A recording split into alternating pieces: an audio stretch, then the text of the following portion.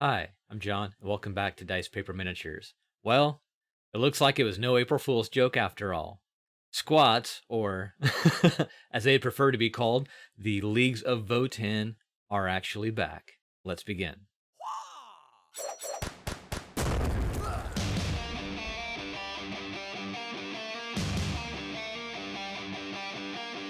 So GW pulled a double bluff, apparently, and I mean, to be fair, it was a very well produced video to be a joke. But so yeah, let's take a look at this video.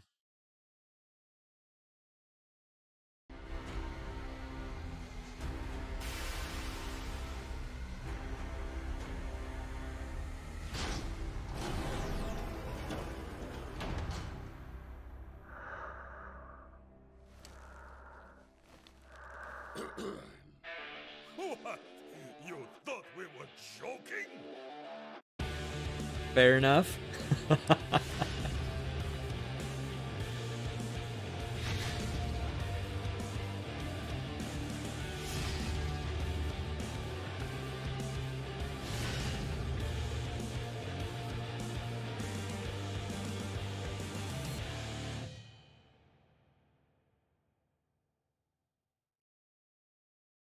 All right, so let's talk about this. I'm definitely excited they're a real thing. Let's see what they have to say before I give my 2 cents.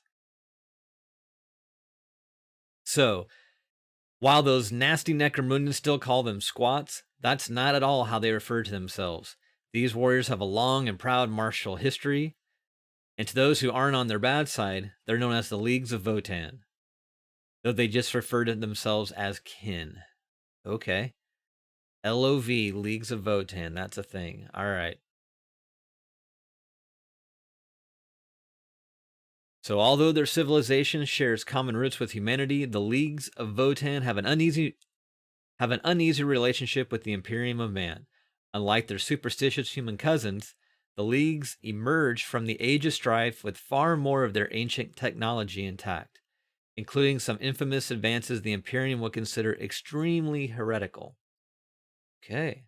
Their knack for science and headstrong natures make for skilled warriors backed up by reliable weaponry, as you can see from even this basic trooper. Okay, so that's going to kind of segue here soon about my thoughts on this particular first image. So, and while there's no love lost between the Leagues of Votann and humankind, the resurgence of chaos and ascendant Xenos horrors means they are usually more pressing concerns than fighting each other. So it says here the Leagues of Votann are coming to Warhammer 40k later this year. But there's still a solid few months to go before we can get a good look at their advanced force. So it says the Leagues of Votann are coming to Warhammer 40k later this year, but there are still a solid few months to go before we get a good look at their advanced force. In the meantime, we'll be sharing a huge amount of info about the new faction and their place in the 41st millennium.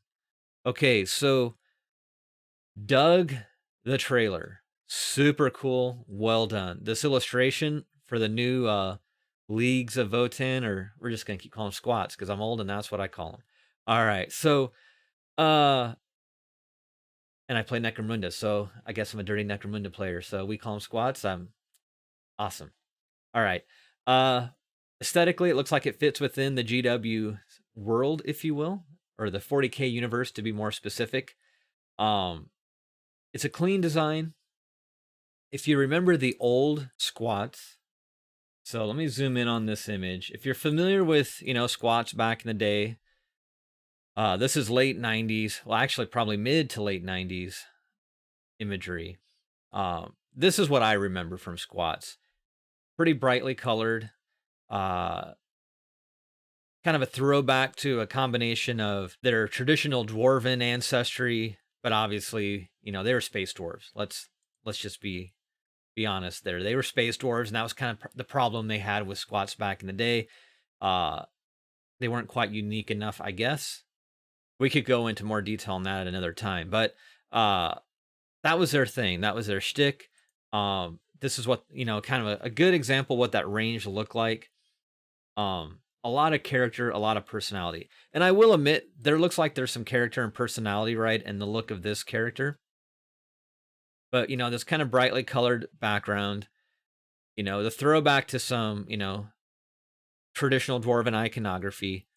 The only thing on this new model I kind of see of that is the armor being represented of all places on the feet. Like the furthest place you would look at from the model for any kind of like heritage to the past of the this line's look. Normally as people we tend to put our focal point towards the chest and face, but specifically the face. But that kind of bust area, if you will, is where most humans' eyes go when we look at anything that looks remotely similar to us, a person. And so from just that standpoint, I'm looking at the head and the top section. And while yes, if you by telling me that this looks like a 40K product line, yeah, sure. But if you didn't tell me that, this kind of looks like some of the stuff coming from Mantic right now.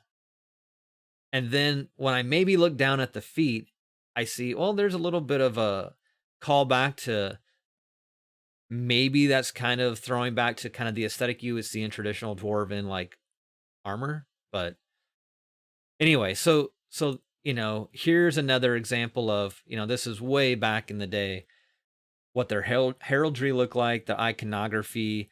Again, the colors, more earth tones or bright colors. Again, kind of that setting of, a callback to traditional dwarves living in mountains kind of vibe. Almost some Norse elements, if you will. And then let's zoom in on this. This is a Forge World image, and it still has that vibe, right? Maybe softer armor in spots, earth tones,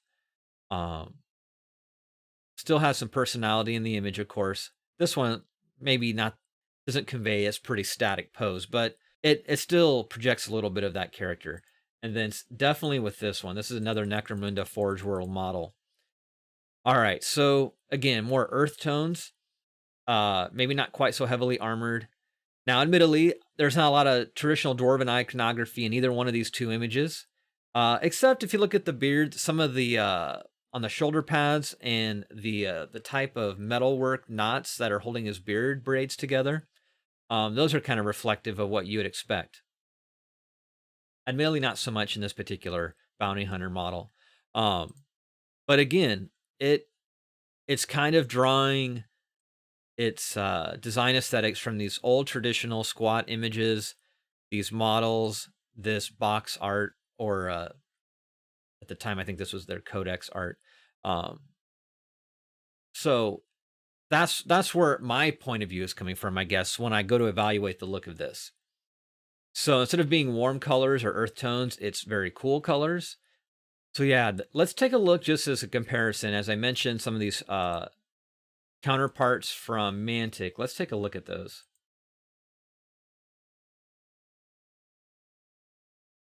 So I believe these are Mantic as well.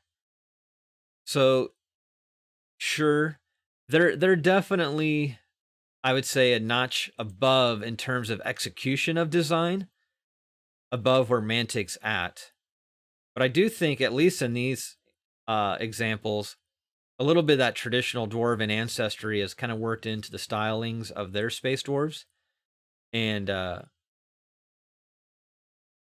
I'll be curious to see how, moving forward, Games Workshop addresses that for their squats, because this doesn't have a lot of character or personality in just this trooper. Now, granted, it is just a trooper. It's cool looking, but it doesn't feel to have the same character as even the ones from the Necromunda line, as far as their ancestry going back to the original squats. Now, that being all said, again, solid design. It fits within the 40K setting, I think. And I guess time will tell. There were other silhouettes in the video that lent themselves to maybe having a little bit more of callbacks to their predecessors as far as, visual cues to those designs. But right now, just based on this one image, if you're going to put out an image of your whole new line of an army, I'd probably shows something that really captures the character of the overall faction. So with that in mind, if that's what this particular model represents, then it's a little bit more on the vanilla side is probably the best way to put it. It's nice. It's well designed.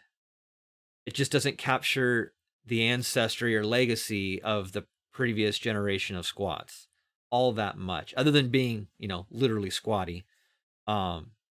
This particular example is missing just a little character. And I keep coming back to that. But what are your thoughts? Are you excited as well for these to return? Are you still a little unsure if they've captured the, I guess the aesthetic you might expect? I could see them going in a direction that I just wouldn't like at all. As that's not what I'm saying here. For me, this is just, they're playing it very safe in this particular example. So I'll be curious moving forward, is it because the whole line is this way, or are they just, a little too concerned that if they really, really pushed out what this new army really looks like, that people are gonna like have a huge negative response. I don't really have a negative response. I guess I want to see more. So that part's been done by this article.